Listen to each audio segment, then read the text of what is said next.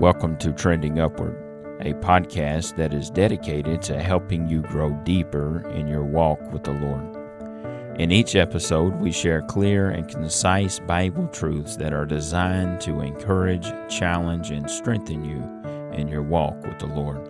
Whether you're just beginning your Christian journey or have been walking with Christ for years, Trending Upward is here to help you keep moving forward and steadily ascending in your relationship with Christ.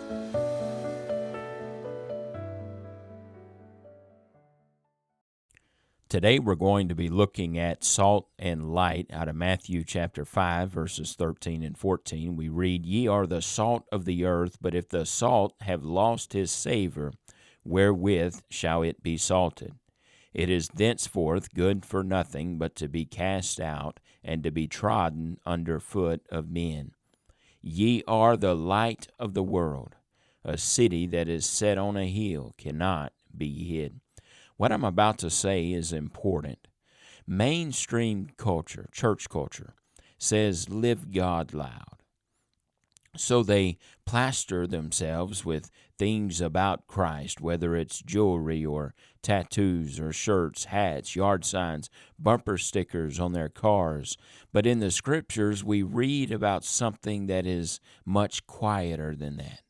And it's something of great substance. It's something that is internal before it is external. It's important to note that Christ calls his followers salt. Now, how much salt you are, how much salt you would represent is a completely different thing entirely. When we consider food, if you were the salt of the food, not the salt of the earth, would you be salty enough to bring flavor to the dish? Would you bring change to the dish? Would your presence in that dish elevate that dish? Would the one consuming the dish be grateful that you were present? Or would the dish be found lacking? It's important to note that salt is quiet. Salt doesn't draw attention to itself.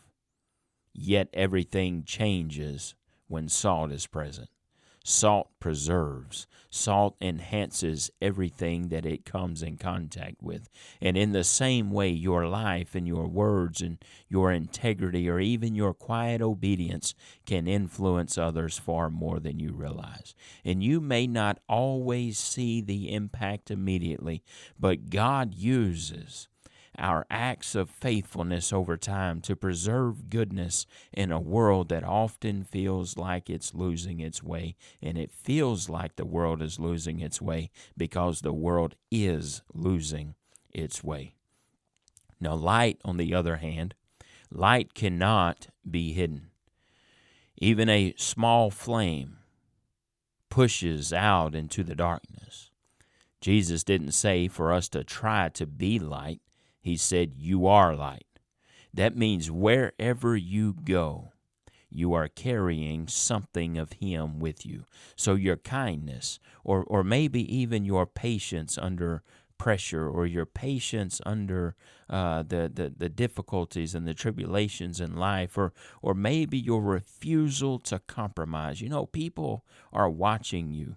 People know if you say one thing today, and then through trial and through adversity or through something happening in your family, you waver and you compromise and you change direction. Listen, people are watching us and they are observing our life, and they will see that, you know what? They are consistent. They are the same when the sun is shining as they are when the rain is coming down and it's inclement weather. They are the same. They are consistent. These are beams of light breaking through into the darkness of others.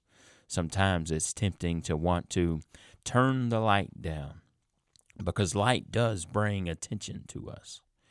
There could be a fear of judgment or a fear of rejection, or we might feel inadequate. And we might desire to blend in a little bit, but Jesus calls us to be the opposite. Let your light so shine before men, but not for attention. See, it's amazing that Jesus first dealt with salt before he dealt with light. Salt is internal, light is external. So Jesus calls us to the opposite of salt, which is let your light so shine before men. But again, it's not for attention, but so that others might see something different, something real, and be drawn towards God. You know, you could say that you have salt all day long, but if there is no light, if there is no external reflection of what God has done in you, then God has done nothing in you. It's important to note that you don't have to be loud to shine bright for God. You don't have to get up in front of everyone and sing or teach a lesson or preach a sermon or learn an instrument. You don't have to be perfect to make a difference in this world. You just have to stay close to the Lord and walk with the Lord and allow the Lord to transform you, to do a work in you, and to do a work through you.